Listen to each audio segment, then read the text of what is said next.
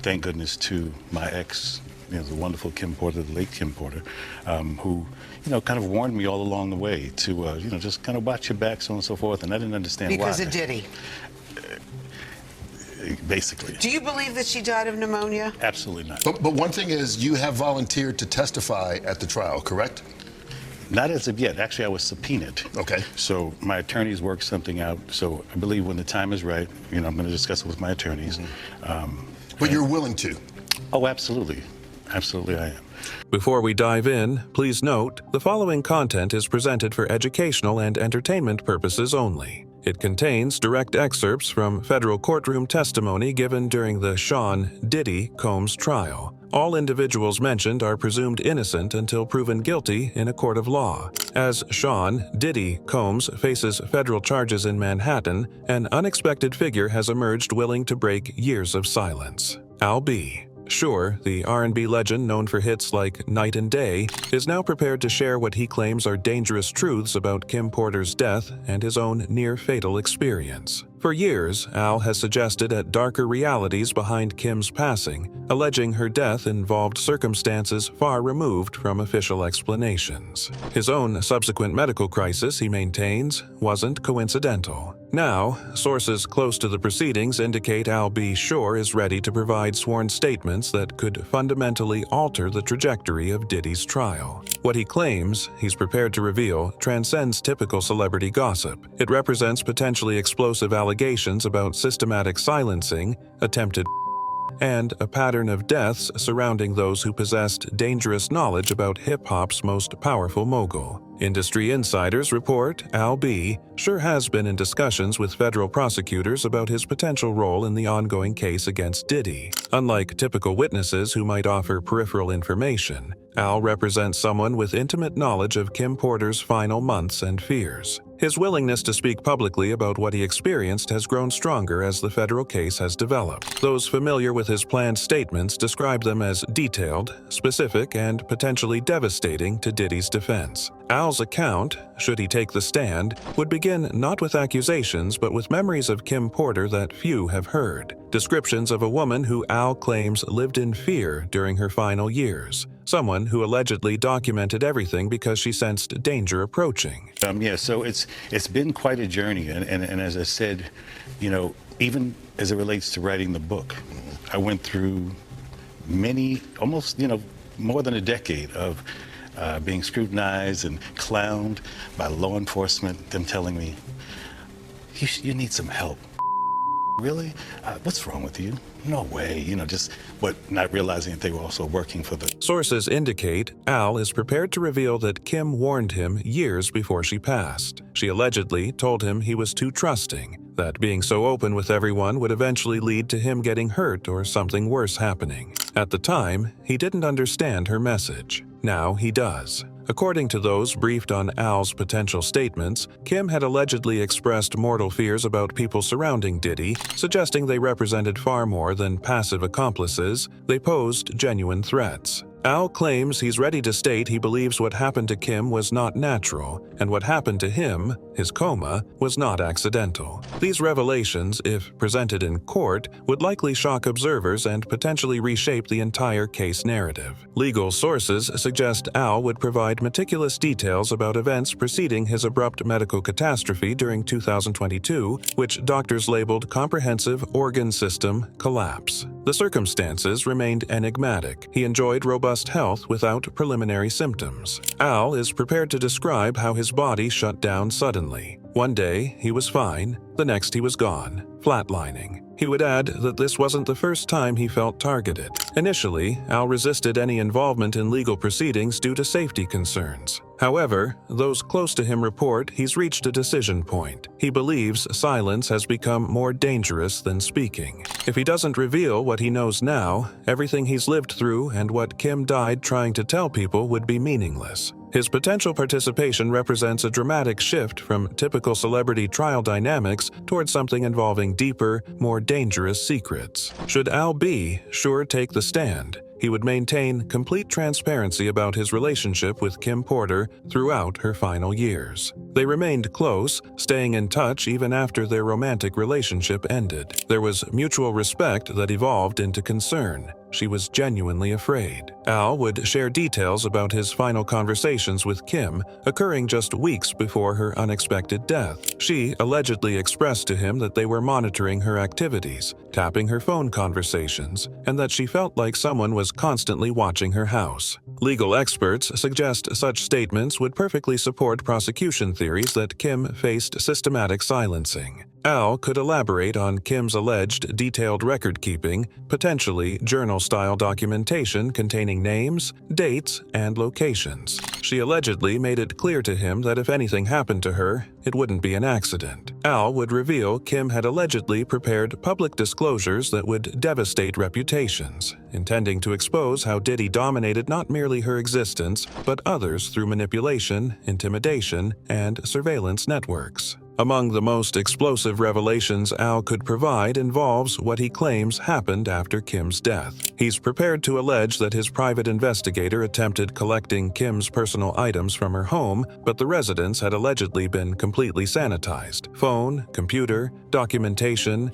everything eliminated like it was professionally scrubbed by someone who knew exactly what to look for. Al would also describe allegedly troubling law enforcement interactions following Kim's passing. He claims he told them what she said to him, begged them to investigate. Instead, they laughed, told him he was paranoid, suggested he focus on grief counseling. That same day, he allegedly received warnings about speaking to media, not from police, but through intermediary connections. They allegedly said he was asking too many questions. Al's potential statements would cite specific dates and conversations backed by documentation. Medical records exist showing Al's mysterious collapse and hospitalization, potentially supporting his claims of connections between his health crisis and his knowledge about Kim's death. Regarding Kim's alleged book project, Al is prepared to claim disturbing details. She allegedly told him she had written it, kept it secured in a safe deposit box, though he never personally saw the manuscript. After her death, it allegedly vanished without trace,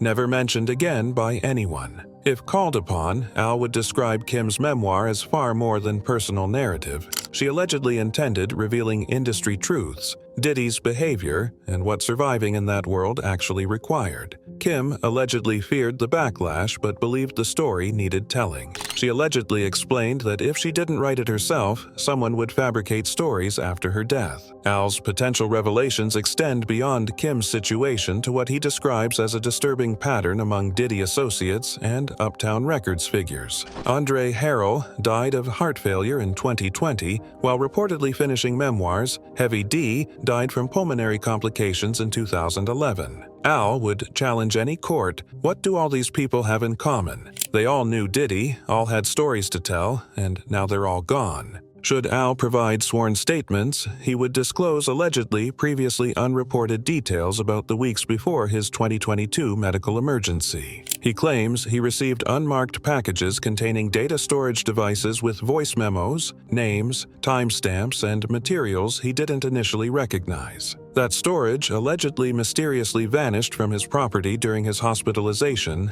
while his security cameras were allegedly disabled. It appeared someone allegedly knew exactly when he would be incapacitated. Al is also prepared to read correspondence Kim allegedly wrote him just days before her death, expressing fear and urging him to protect Quincy while continuing to fight for truth. She allegedly wrote that he would know when the time was right. These communications have never been made public, representing potential evidence from beyond the grave. Among the most chilling aspects of Al's potential revelations involves what he describes as an alleged bounty placed on his life. Initially, dismissing such ideas as paranoia, recent events convinced him it represented genuine survival concerns. He's prepared to detail early 2023 incidents when established music industry contacts allegedly warned him that powerful figures grew frustrated with his persistent inquiries. Al allegedly received explicit directives to stop referencing Kim during media appearances, remove ambiguous social posts,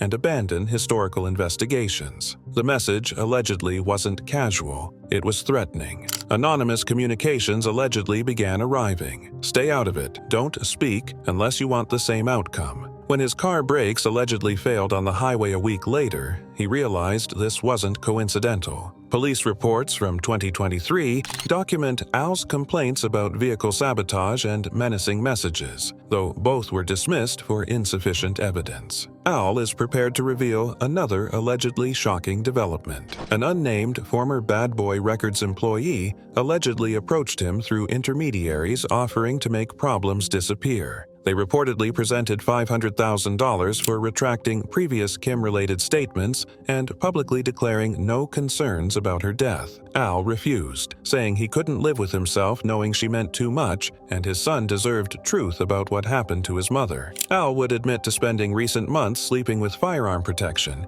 employing private security, repeatedly changing contact numbers, and avoiding media interviews. It allegedly felt like being stalked by shadows. He couldn't prove anything definitively, but the threats felt real. Now that he's considering speaking publicly, he knows they're monitoring his decisions. Federal prosecutors are reportedly interested in Al's account of November 15, 2018. Kim Porter's death date. He could provide detailed recollections of that day and preceding events. It was supposed to be celebratory. They were acknowledging Quincy's Netflix deal with everyone present, including Kim, Diddy, and the children. Al would describe Kim as vibrant and healthy that week, dancing with her children, enjoying longtime friendships. There were no illness indicators. That evening, Kim allegedly expressed anxiety to Al, simply stating she felt like she was being watched again. Such comments weren't unprecedented, but they proved prophetic. Most disturbing are discrepancies Al could reveal about Kim's discovery circumstances.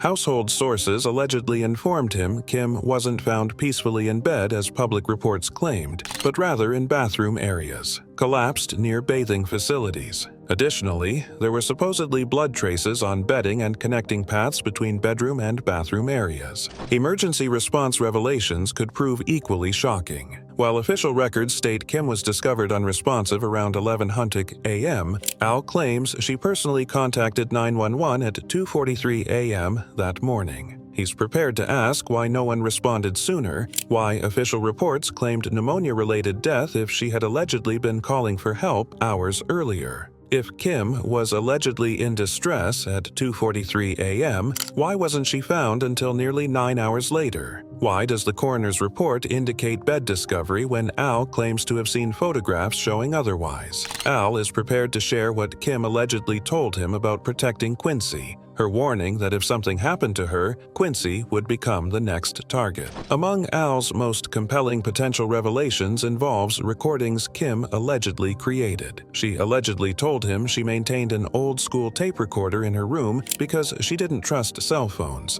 saying they could be hacked. She had allegedly accumulated hours of recordings. According to Al, Kim allegedly documented telephone conversations, assistant interactions, even arguments with Diddy. She allegedly explained that if anything happened, those tapes would provide complete explanations. They allegedly represented her insurance policy. After her death, everything allegedly vanished. When Al inquired about her safe, family members allegedly indicated it was empty. The tapes, journals, hard drives, all allegedly gone. Someone had allegedly accessed them before family could. Al would also reveal Kim's alleged memoir project, secretly developed over years, allegedly intended for pseudonymous publication through European outlets. She allegedly shared chapter previews with Al describing initial encounters with Diddy's private gatherings and violent episodes never publicly discussed. Al's potential medical revelations could prove equally devastating. 2 weeks before his unconsciousness began, third parties claiming to represent old friends allegedly contacted him.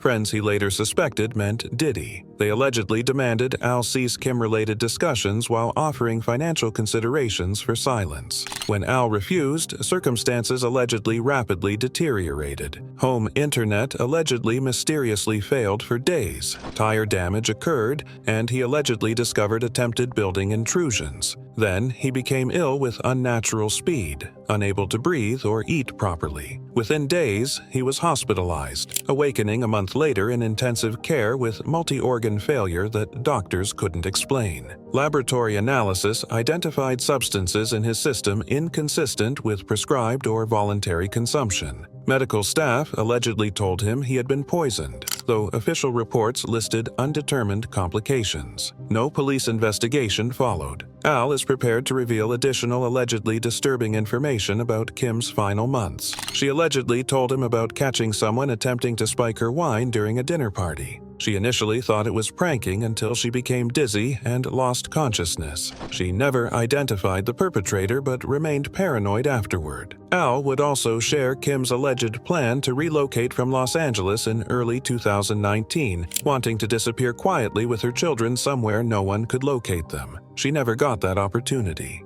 In the email Kim allegedly sent Al that he preserved, she acknowledged the risks she faced and expressed her desire not to be remembered simply as a model or mogul's former partner. She allegedly wanted her authentic story told, even if it required posthumous revelation. Private investigators Al employed following his recovery have compiled evidence of alleged systematic surveillance during his public appearances. Vehicle cameras, retail security footage, and location tracking allegedly revealed patterns. Someone consistently monitored his movements. When attending Quincy's Netflix screening, Al allegedly noticed a man in sunglasses recording him. When confronted, he vanished, but Al encountered him repeatedly at different locations. The surveillance was allegedly relentless, hostile, and calculated. Most disturbing was Kim's voicemail to Al, retrieved from phone archives and transmitted weeks before her death. Her voice, steady yet fearful, allegedly expressed concern that something didn't feel right lately. She allegedly urged him to tell the truth if something happened, not to let others control her narrative. She allegedly referenced what they had both witnessed and lived through, warning him to remain careful. Kim's fears allegedly proved justified. Her phones were allegedly tapped, her home allegedly contained cameras she didn't install, and she allegedly once discovered recording devices hidden in her child's stuffed toys. Yet, official reports claimed she simply died of pneumonia. Al's potential statements would conclude with his belief that Kim died not from illness but from silence, from keeping dangerous secrets too long. He nearly suffered the same fate. Now he's prepared to ensure that silence ends, revealing what he claims are carefully protected secrets about hip-hop's most powerful figure. His willingness to speak represents more than celebrity testimony. It potentially exposes alleged systematic criminality spanning decades, involving silencing, intimidation, and possibly those who knew too much about Diddy's alleged crimes. Beyond the immediate allegations surrounding Kim Porter's death and Al's own medical emergency, sources suggest his potential testimony could unveil a broader network of alleged corruption within the music industry.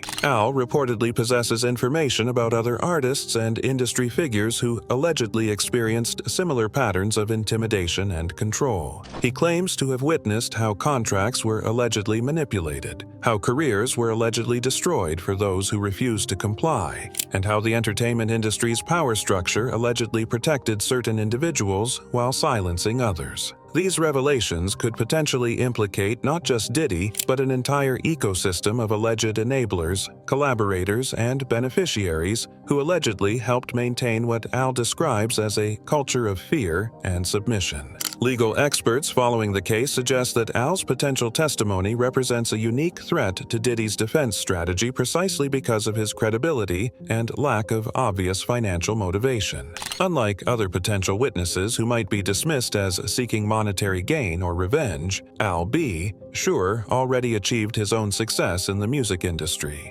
His decision to speak allegedly stems from what he describes as moral obligation rather than personal benefit. This positioning could make his statements particularly powerful to jurors who might otherwise be skeptical of witness motivations in high-profile cases involving wealthy defendants. The timing of Al's willingness to come forward also allegedly coincides with what sources describe as a growing movement within the entertainment industry to address decades of alleged and misconduct. Multiple industry insiders reportedly believe that Al's potential testimony could encourage other witnesses to break their silence. creating what prosecutors hope will become a cascade of revelations that make denial increasingly difficult for Diddy's legal team. The psychological impact of watching someone with Al's stature and reputation put everything on the line to speak truth allegedly cannot be underestimated in its potential effect on other witnesses who have remained silent due to fear or loyalty. Furthermore,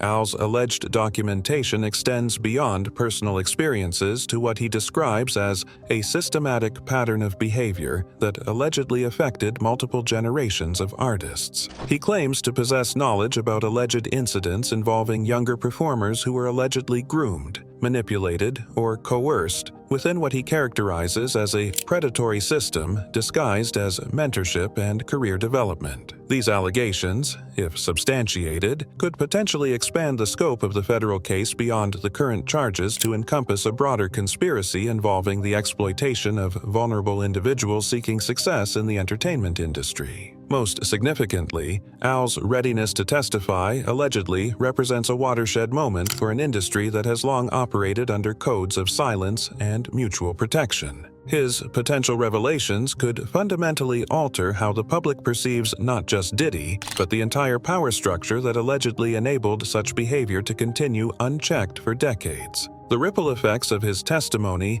could extend far beyond this single case, potentially inspiring regulatory changes, industry reforms, and a cultural shift toward accountability that many observers believe is long overdue in the entertainment world.